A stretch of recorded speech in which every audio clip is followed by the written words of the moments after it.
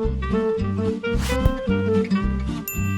County of San Diego is a large organization. It covers 4,200 square miles, employs over 15,000 employees, and operates more than 1,200 buildings. Not surprisingly, the annual budget is big too, just under $5 billion. With that kind of money, you'd think an $85 million building would be relatively easy to pay for. Well, in this case it was, but we'll get to that in a minute.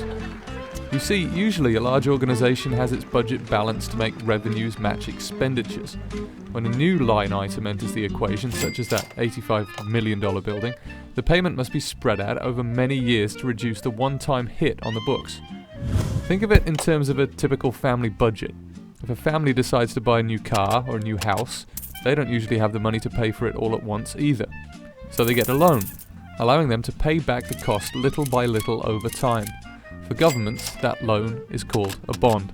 You know, in both cases, the home buyer and the local government that's going to be issuing bonds will receive an upfront lump sum of cash, and in return for that upfront payment, they've promised this repayment stream over the course of many years. One of the things you always have to keep in mind when you look at the effects, good and bad, of long-term financing is when you long-term finance something, you're actually taking on that financial obligation in terms of debt service. So each year, as you put together the budget, you have to make sure we're factoring in the cost of that debt service. And that's a non-negotiable. That's something that gets paid up front, and obviously for 20 or 30 years, whatever the life of the bonds are. In fact, the county has quite a few older buildings that they're still paying for. The HHSA Health Services Complex and Trolley Towers, for example.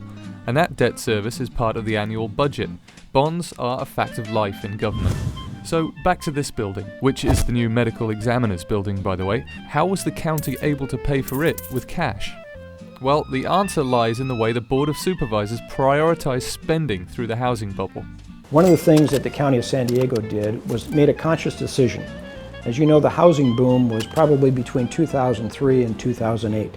So each year, the assessed value of real estate property in the state of California, much less in our county, was going up. A quick note here, when assessed values go up, so do property tax revenues, which are a substantial part of the county budget. Okay, back to Mr. Stoyer. We looked at what the historical rate of growth was of assessed value. And as you look at that, it was somewhere between 7% and 8% a year. Back in 2004 and 2005, when the housing market was booming, we were hitting double-digit year-over-year growth. As a matter of fact, we got as high as 13.5% or 13.75%. We realized that that could not be sustained. So if we would take all that money and spend it, when the bubble burst and the market came back down again, we'd be faced with some very onerous things like layoffs and those kinds of things. So what we did instead is we continued to spend on an ongoing basis at that same rate of 7% to 8% growth. And we took the money above that and we spent it as one time, if you will, and that way the next year it was there again and the next year it was there again. And that amount of money is what served as the seed money, if you will, or the initial purchasing with cash of our capital projects.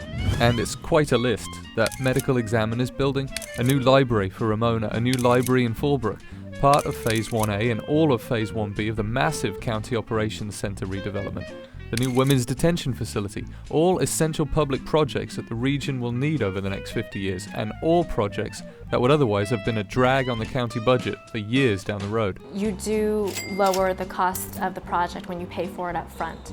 There are 30 years of interest payments that you don't have to make anymore, as well as these delivery date costs. The one difference between issuing government bonds and personal home mortgage that we can never lose sight of, and that is you're dealing with taxpayers' money.